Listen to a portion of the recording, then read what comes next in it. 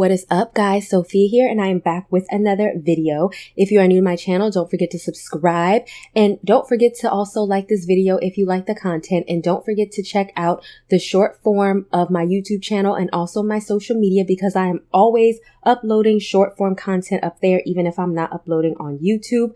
So what we are going to be talking about today, y'all, is something that I have been noticing, and that is men. Let me say people, because women have been doing this too, which shocks the mess out of me, that have been blaming the women over the man. Now, let me tell you what I mean. So the other day, I literally commented on my Instagram, or not on my Instagram, a Instagram post where Sierra, who is married to Russell Wilson, and she was a single mother before she got married to him, and Future was a deadbeat, as he is a deadbeat to many of his other children. So many people in the comment section was blaming single mothers for choosing better, for choosing who they should have kids with, just all this other type of stuff, as if any woman says, okay, I want to have a baby by a loser, right? And more importantly, Sierra's the one out here doing the right thing. She has gotten married. She has provided her son with a stable life, and her husband has taken on that child as his own. But why is she the one that gets the brunt of the blame? So the first thing that I want to say is that, first of all, what I hear is a lot of people saying is that, oh, you should have gotten married first. But let me tell y'all, marriage is not the guarantee to anything. I actually counsel people at one of the top telehealth companies, and I have seen upper middle class people of all races, and literally speaking, that husband that they had will literally up and leave them when they find somebody else, and will leave them with nothing. I have seen it. I want to know, where is this? Women need to have a magical crystal ball to be able to predict their future. So much so that I'm actually going to give y'all some examples.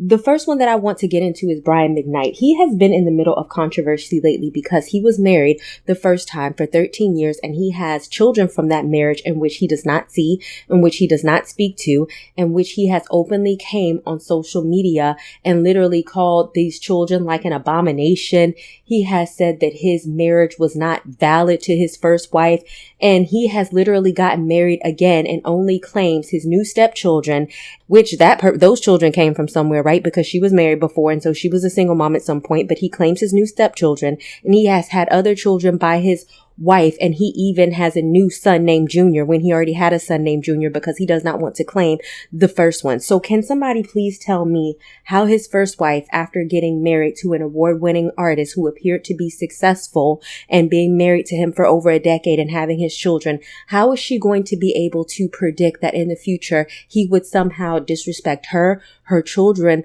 on social media and literally call them abomination and kind of disown them, all while claiming not only his new biological children, but his other stepchildren that he calls his only children?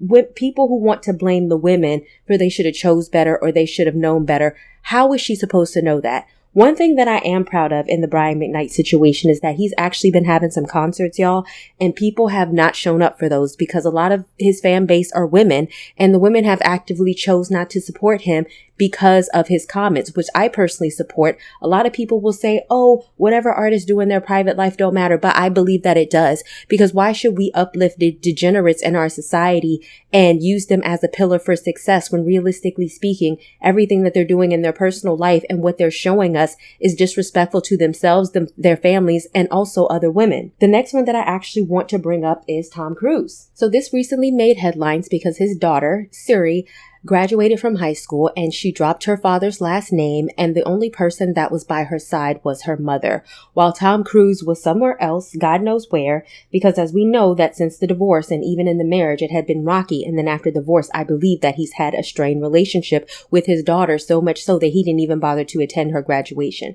So we all saw Tom Cruise jumping on the couch of Oprah talking about how much he loves Katie Holmes. So can somebody please explain to me how this woman was supposed to know before she married him that he was going to turn out to be this man in their marriage, and also a deadbeat father, in my opinion, to the daughter, so much so that she doesn't even want to carry his last name? How is she supposed to anticipate this? Since these are the people who say that these women should have chose better, they should have known better, they should have gotten married first. Okay, well, these women did, and they still had the same outcome. So I would like for people to explain the logic to me on why this happens. So as y'all know, this is not just limited to women who are single mothers. This is also limited to women who are single. Oh, because you're this, then a man would marry you, or you are just money hungry. And I actually want to bring up what's also been in the news is Diddy and Cassie. And so before the video surfaced of Diddy beating Cassie, everybody, when he paid her that money, let me tell you, I knew that man was guilty when he paid her that money the next day, because how much money? I think it was $25 million. You paid her this amount of money the day after she came out with these accusations. Sir, I don't care if you settled it, you are guilty. But everybody was blaming Cassie, saying, oh, she was down for what? Being abused and practically being trafficked and forced to have drugs shoved down her throat so that she remained in this state in which he could control her. They were basically saying that she was money hungry and that she wasn't a victim because Diddy has money, and somehow because he is a male and he has money, this automatically means that this makes him immune from being an abuser. So everybody literally blamed Cassie. Nobody believed her. And then people finally came out and they believed her once the video came out. And then even after that, some people still didn't want to believe it. But ultimately speaking, where are we in a world? And Cassie was with Diddy for, I think, over 10 years. Right? And he never married her. He never settled down with her. And I remember even when they were in the relationship, people were like, oh, Cassie has it made. She's being taken care of. You don't know what people go through behind closed doors while you're thinking that they have some type of stable relationship where they're basically getting beat on and getting pimped out during these, what were they called? Freak offs, where they basically, in order to be with men that quote unquote look successful. So I actually want to go to a Bible verse because y'all know I'm going to bring it out. And the first Bible verse that I want to get into is 1 Peter 3:7, where it says, husbands, in the same way, live with your wives in an understanding way, as with someone who is weaker. And by weaker in the Amplified Bible, it means weaker vessel, physically weaker, women, not mentally weaker, right? Since she is a woman, and show her honor as a fellow heir of grace of life, so that your prayers will not be hindered. So basically what this Bible verse says is that men, in case y'all missed it, y'all are supposed to be the leaders. And as leaders who are physically stronger, you are supposed to protect women. You are supposed to understand them, and you are supposed to show them grace. And if you don't do that, your prayers will actually be hindered. And so what I'm saying is that oftentimes men, if you are a man, especially if you claim that you are a man of God, when you do this, you are actually hindering your own prayers, because God does not see you as a man, since you are supposed to be the strength, since you are supposed to be the protector. You putting accountability on women is something that God is like, I'm going to turn my back away from you because I don't even want to hear what you have to say. Because let's face it, women are physically weaker. Women have our own strengths. It's been scientifically proven that we can multitask better. We have intuition. We have other things. But ultimately speaking, in society, women still get paid less. We still have to deal with other type of things. And if you are a minority woman, then that amplifies. So ultimately speaking, we live in a patriarchal society. And with that, that means that women, it is harder for us in so many ways. And men, if y'all are the leaders and if you are the providers and if you are the protectors, and ultimately if you want to be the husband, since y'all say, oh, well, you should have gotten married first. And half of these men are not married who's saying this. But if you aspire to be a husband, the last thing that you are supposed to be doing is blaming the woman, but instead you're supposed to be holding the man accountable. There's another Bible verse that I want to get into, and that is 1 Timothy 5:8, in which it says, if the man does not provide for his relatives, especially for his family of his household, he is denied the faith, and he is worse than an unbeliever. So we all know atheists, and God is, God loves everybody. But if God is looking at an atheist, he's like, you're not my problem because you don't even believe in me. But God is literally saying that a man, if you're a deadbeat, which is why we need to hold men accountable, because ultimately speaking, God does. So if you're a deadbeat, you're not doing what you're supposed to do, if you're not taking care of your family, then you don't even believe in me. And therefore, not only will I not hear your prayers, as we heard in the first verse, but I consider you worse than somebody who don't even believe in me, simply because you can't believe in me. Because if you did, then you wouldn't be calling yourself a man under these circumstances. And see, this is what I have the issue with the man. Now, we can say whatever we want. I am a Christian. This is a faith-based channel. If you don't like it, then you can go somewhere else.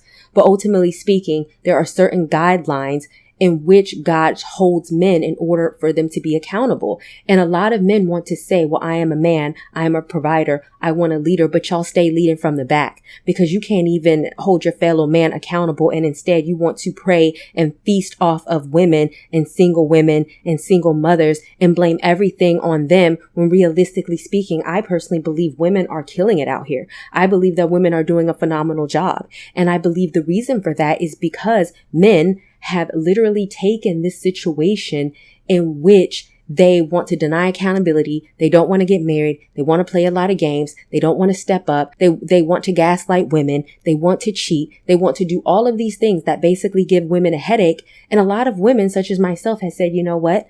Let me just go ahead and forget about this because I simply don't have the time. And I would much rather go and fend for myself, which I'm sure a lot of single mothers do, instead of sitting up there paying attention to y'all and dealing with all of this foolishness. Which brings me to my next point. Since I'm a single mom, y'all, I see these comments on my channel all the time about the nature of what my son is going to be. As you guys know, my son is 16. If you're on YouTube, I'm going to post him right here. I'd again like to welcome you to St. Luke. This is him in the church. He decided to be an usher, and my son is doing fine and well. So somebody basically put like, oh, I think your son is going to be a mama, blah, blah, blah, blah, blah. You know, at the end of the day, I raise an emotionally healthy human being because I'm an emotionally healthy human being. In addition to all of that, my son's father can't even lead his way out of a brown paper bag. I hate to be like that, but I think for a lot of single mothers, this will be very validating. A lot of single mothers choose to do things on their own because a lot of these men can't even lead themselves, let alone lead a child. You know, even with my son's father, he has an adult child that wants nothing to do with him. I make it a point to make sure that my son has plenty of positive male role models in his life. I've talked about that plenty of times. But a lot of this is, once again, instead of blaming the man, you want to blame me for actually doing right by my son.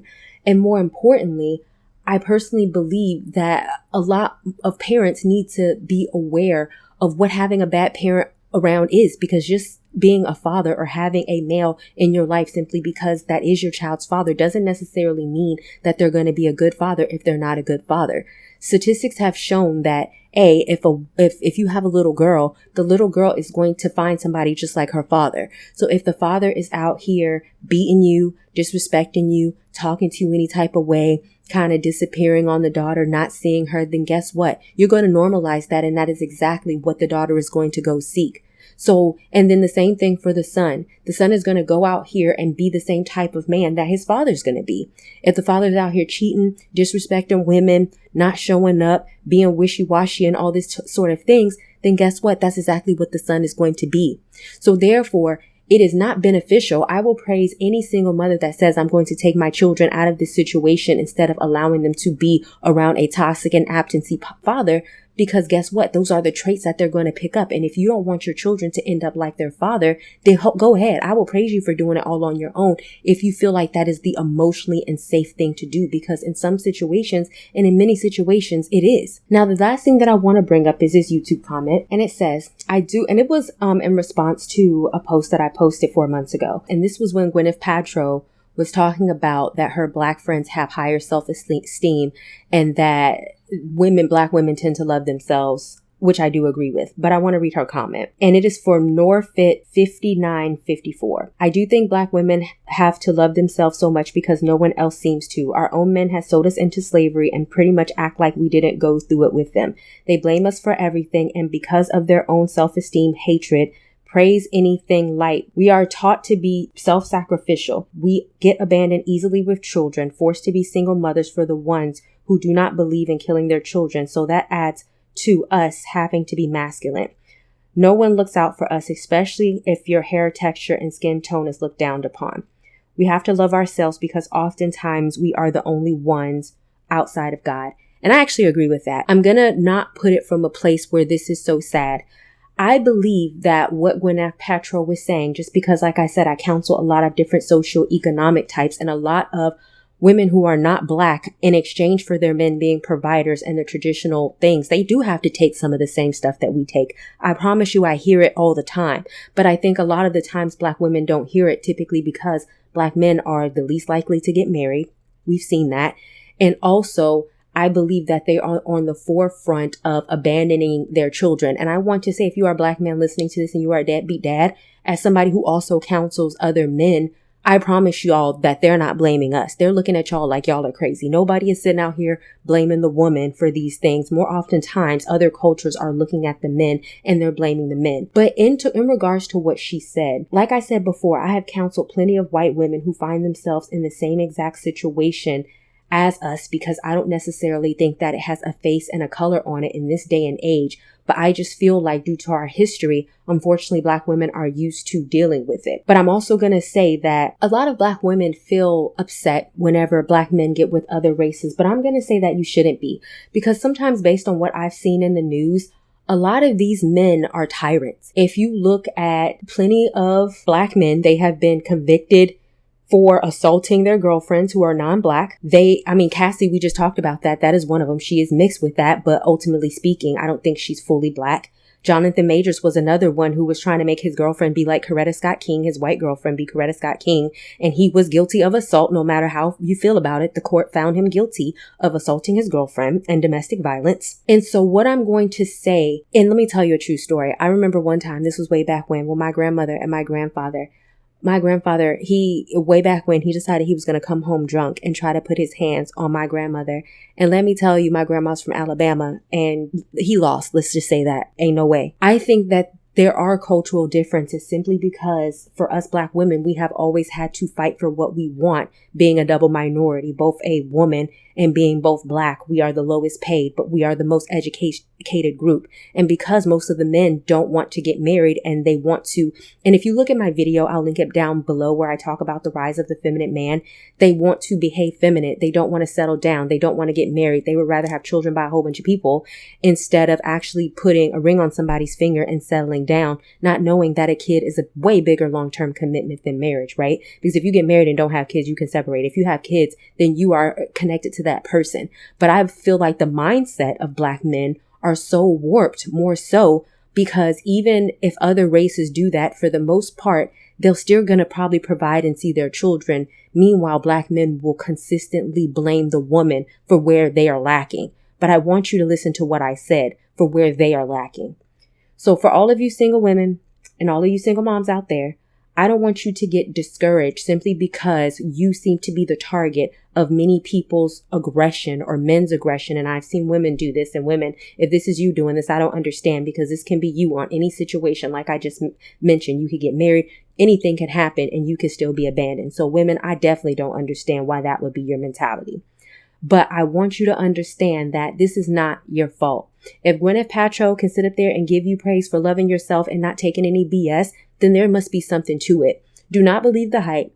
Do not believe social media. Do not believe the nonsense. If you feel like you are doing a good job and you are a good person, and like me, you are raising your kids to the best of your ability, and I've always said I'm raising my son to be the man that I want to marry when I grow up. Not to say I'm going to marry my son, but he has a girlfriend now, his first little girlfriend. And I know that he's treating her well simply because he was raised to do so. I feel like you have the opportunity to go forward and teach better generations and not get so caught up in some of this nonsense of them blaming you when you seem to be out here doing the right thing. All right. All right, guys. Also, I forgot to mention in the beginning, I am also offering counseling. If you guys are interested in that, you can click the link down in the description box. And so I will see you guys another day, another time. Bye, guys.